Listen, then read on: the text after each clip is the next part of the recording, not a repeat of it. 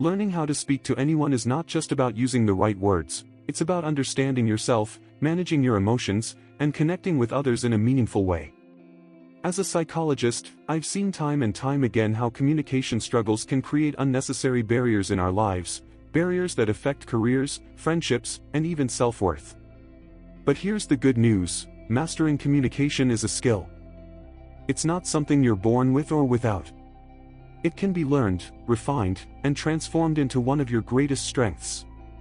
Maybe you've been in a situation where you wanted to say something important but froze. Or you felt your words didn't come out the way you intended, and afterward, you replayed the moment in your mind, wishing you had said it differently. These moments can feel frustrating or even embarrassing, but they are far more common than you might think. What matters most is your willingness to learn and practice. That's where real change begins. When you prepare yourself mentally before speaking, your clarity improves. Start by asking yourself, what is the message I truly want to communicate? This simple question helps you organize your thoughts and strip away distractions. You don't need to memorize lines or sound robotic. You need to be intentional. Think of communication like guiding someone through your thought process. If the path is clear to you, it becomes clear to them. A useful method is to break your thoughts into 3 parts: what you want to say, why it matters, and how it relates to the person you're speaking with. This makes your words purposeful and helps your listener stay engaged.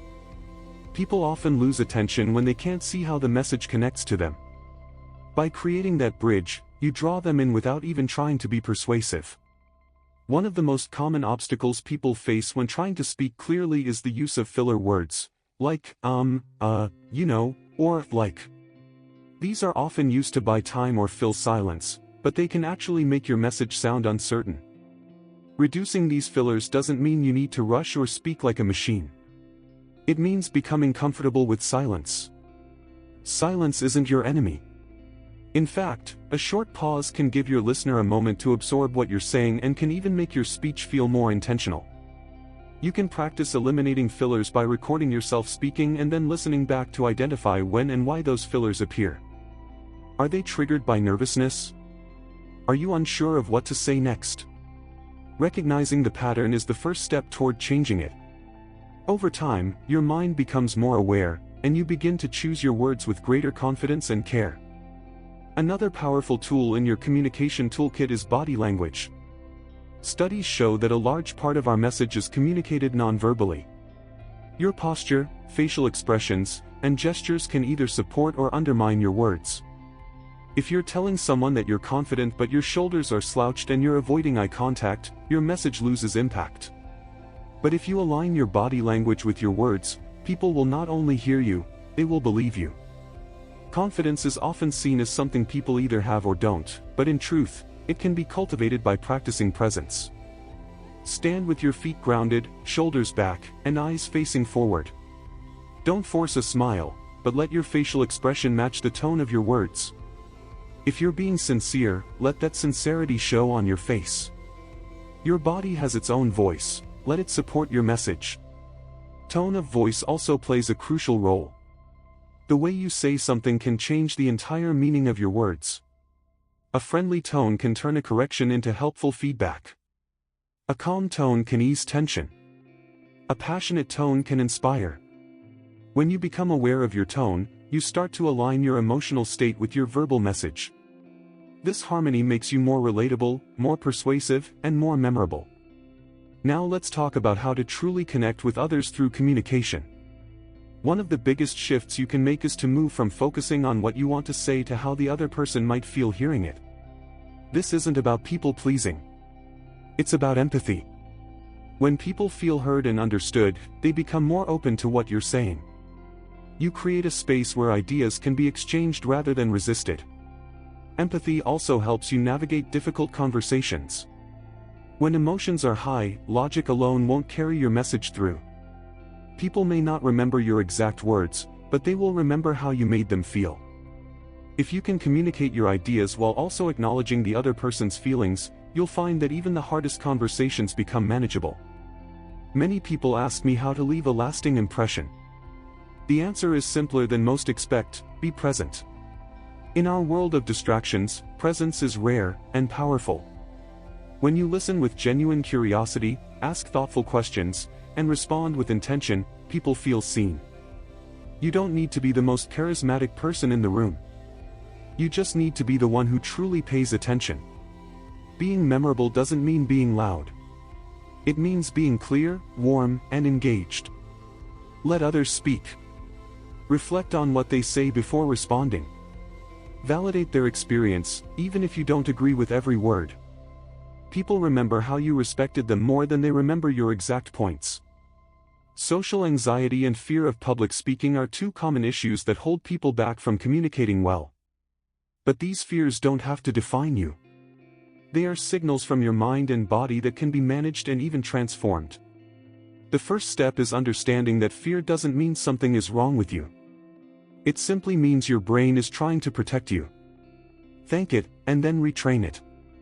Instead of focusing on what could go wrong, shift your focus to what you're excited to share. Before a conversation or a speech, visualize a positive outcome. Remind yourself that you are not being judged, you are sharing. You are contributing. You are connecting. In the next part, we'll continue building on these ideas by exploring how to prepare for high-stakes conversations, how to communicate across different personalities and situations, and how to practice these skills daily in ways that feel natural and rewarding. When preparing for important conversations, many people feel a tightness in their chest or a wave of anxiety that clouds their thoughts. This is completely normal. What you need to understand is that emotional preparation is just as important as preparing what you want to say. You're not just bringing words into a conversation, you're bringing your presence, your energy, and your intention. And all of that can be practiced and strengthened. Before any significant encounter, whether it's a job interview, a public speech, or a difficult personal discussion, take a few moments to breathe deeply. Conscious breathing activates your parasympathetic nervous system, helping your body shift from a state of stress to a state of calm. It not only clears your mind but also signals to others that you're grounded and composed. This energy is contagious and sets the tone for the entire interaction.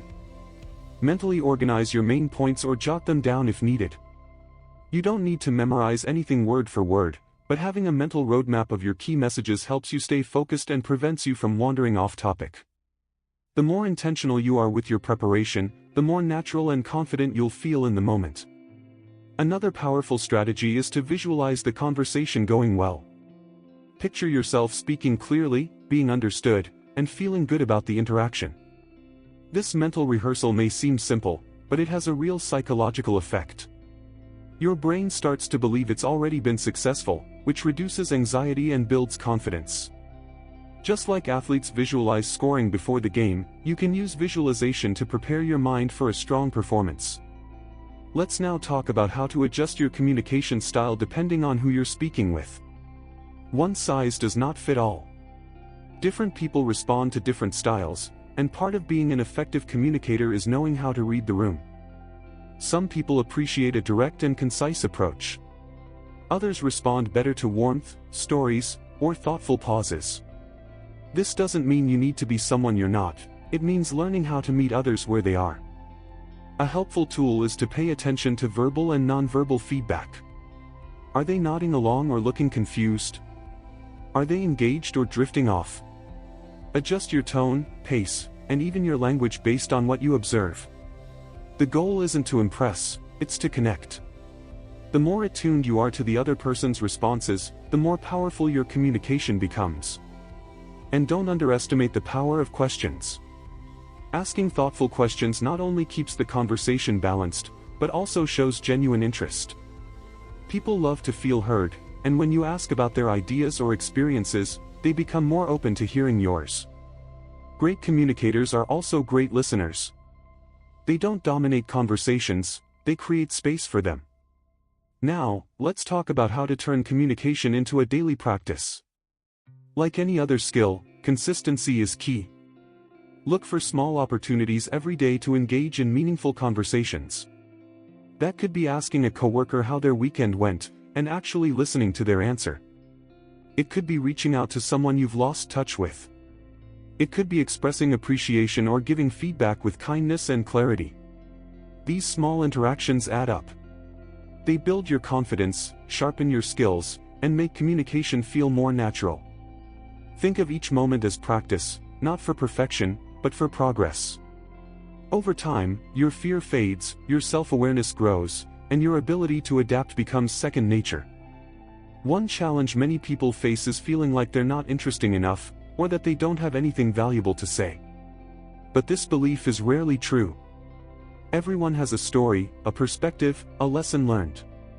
The key is to find ways to express yourself that feel authentic. You don't need dramatic stories or brilliant jokes to connect. Sometimes, the simplest truth told with sincerity is what resonates most. If you've ever felt like your voice doesn't matter, I want you to know that it does. You might not see it right away, but the way you speak, the way you show up, can ripple out in ways you don't expect. Maybe it gives someone else the courage to speak up. Maybe it shifts someone's perspective. Maybe it opens a door you didn't know existed. Every time you communicate with intention, you plant a seed. Trust that it matters. As we bring this part to a close, I want to remind you that speaking to anyone with confidence isn't about being perfect. It's about being present. It's not about having all the answers. It's about being open. It's not about impressing others. It's about making a connection. In the next part, we'll explore how to recover from communication mistakes, how to handle criticism gracefully, and how to build long-term trust through consistency and empathy. These are the skills that will take you from being a good communicator to a truly impactful one. Mistakes in communication happen to everyone. Maybe you said something awkward, forgot your point mid-sentence, or misread someone's reaction. In moments like these, the most important thing you can do is breathe and reset. Instead of spiraling into self-criticism, remind yourself, every communicator makes mistakes, even the most skilled ones. What matters is how you recover. The key is to own the moment without over-explaining or apologizing excessively. A simple acknowledgement, like "let me rephrase that" or "I lost my train of thought for a second," can be enough. It shows authenticity and self-awareness, which people appreciate far more than perfection. In fact, small imperfections often make you more relatable. They humanize you. Another common challenge is dealing with criticism, especially when it's unexpected or feels personal. The natural reaction might be to get defensive or shut down. But here's something powerful: criticism, when approached with curiosity instead of fear, becomes one of the most valuable tools for growth.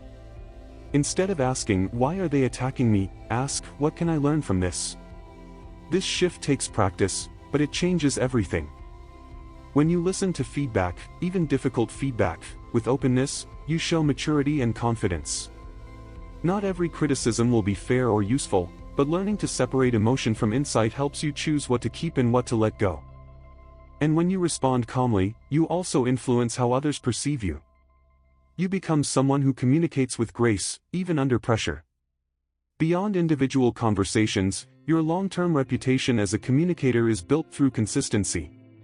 People start to notice how you make them feel. Do you listen with presence? Do you speak with respect? Do you follow through on what you say? These small habits build trust over time, and trust is the foundation of every powerful connection. Empathy is another essential ingredient. It's the ability to step into someone else's shoes, even when you don't agree with them. When you practice empathy, you create space for deeper conversations. Instead of trying to win or convince, you invite mutual understanding. And that makes you someone people want to talk to, even about difficult things. You can express empathy with your words, your tone, and your body language. Sometimes it's as simple as saying, "That sounds really frustrating," or "I can see how that would be difficult." These small signals show the other person that you're not just hearing their words, you're feeling with them. And that builds a level of connection that facts alone can't achieve. Another sign of a great communicator is the ability to adapt your message without losing your message. Whether you're talking to a 5-year-old or a CEO, you can adjust your language, examples, and tone while staying true to your core point. This flexibility comes from clarity. When you truly understand what you want to say, you can say it in many different ways. That's real mastery. Let's also talk about the power of silence. So many people fear pauses in conversation, but silence isn't the enemy, it's a tool. A thoughtful pause gives both you and the listener a moment to absorb what was said. It adds weight to your words and shows confidence. Don't rush to fill every second. Let your message breathe. Likewise, don't underestimate the value of listening more than you speak. Some of the most impactful communicators aren't the ones who talk the most, but the ones who make others feel most heard. If you've ever walked away from a conversation feeling deeply understood, you know how powerful that is. You can give that gift to others, too. And remember, communication is not just what you say, it's how you say it. Your body language, facial expressions, gestures, and tone carry as much, if not more, weight than your words. Sit with openness. Make eye contact. Use gestures that support your message, not distract from it. Speak with a tone that matches your intent, whether it's calm, enthusiastic, serious, or lighthearted. Even if you're nervous, your body can help signal confidence. Standing or sitting with a straight spine, shoulders relaxed, and feet grounded can shift your entire internal state. It tells your brain that you're safe, supported, and ready. Over time, this becomes a habit. You don't just appear confident, you start to feel it. Let's take a moment to remember what this journey is really about. It's not about mastering fancy vocabulary or giving flawless speeches. It's about making real connections. Whether you're sharing your ideas, telling your story, comforting a friend, or presenting to a group, your goal is the same: to connect in a meaningful, respectful, and impactful way. This ability changes everything. It changes how people see you, how opportunities find you, and how you feel about yourself. When you can speak with confidence and listen with empathy, doors open. Relationships deepen. Your sense of purpose strengthens. And most importantly, you begin to trust your own voice. You don't have to be born with charisma. You can build it. You don't have to be fearless.